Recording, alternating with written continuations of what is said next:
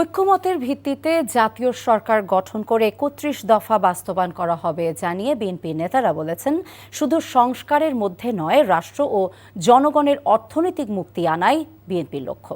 যারা ডিসেম্বরের মধ্যে জাতীয় নির্বাচন আয়োজনের বিরোধিতা করছেন, তারা কোন যুক্তিতে এবং কার সুবিধার্থে করছেন, এমন প্রশ্ন বিএনপি নেতাদের।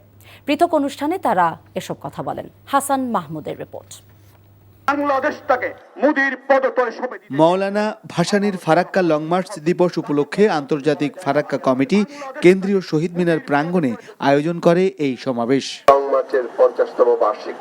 বক্তারা বলেন, ফারাক্কা লং মার্চের এত বছরেও অর্জিত হয়নি পানির ন্যায্য হিস্সা।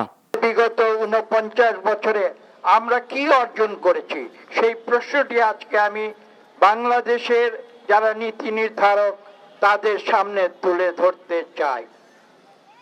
হয়তো আমাকেও সেই প্রশ্নটি আপনারা করতে পারেন। একসাথে দল না করলেও লেবার পার্টির প্রতিষ্ঠাতা মাওলানা আব্দুল মতিনের ২৯তম মৃত্যুবার্ষিক উপলক্ষে জাতীয় প্রেস ক্লাবে এক স্মরণ সভায় নজরুল ইসলাম খান বলেন, সবার ঐক্যমতে ডিসেম্বরেই জাতীয় নির্বাচন সম্ভব। আমরা বলেছি ডিসেম্বরের মধ্যে নির্বাচনটা হোক। আমি বলতে চাই, যারা এটার বিরোধিতা করছেন তারা শুধু বলুন যে কোন যুক্তিতে ডিসেম্বরের পরে করতে হবে নির্বাচন, কারণটা কি?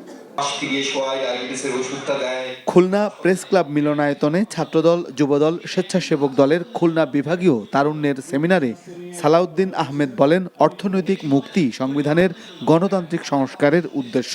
গণতান্ত্রিক সংস্কারের মধ্য দিয়ে রাষ্ট্রের অর্থনৈতিক, জনগণের অর্থনৈতিক মুক্তি আনয়ন, এটা আমাদের উদ্দেশ্য। এই ৩১ দফা হচ্ছে বাংলাদেশের বর্তমান রাজনৈতিক চর্চার মহাকাব্য।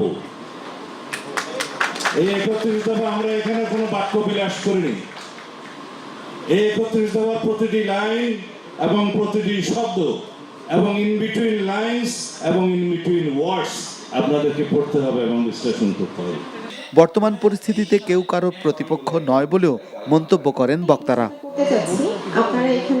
ছাত্রদল, যুবদল, স্বেচ্ছাসেবক দলের বিভাগীয় সমাবেশের অংশ হিসেবে খুলনায় তারুণ্যের সমাবেশ অনুষ্ঠিত হবে শনিবার।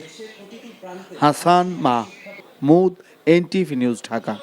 বান্ডেল থাকলে প্রতি সেনমানিতে টাকা বাঁচবে। বিকাশ সেনমানি বান্ডেল কিনে জিতুন প্রতি লেনদেনে।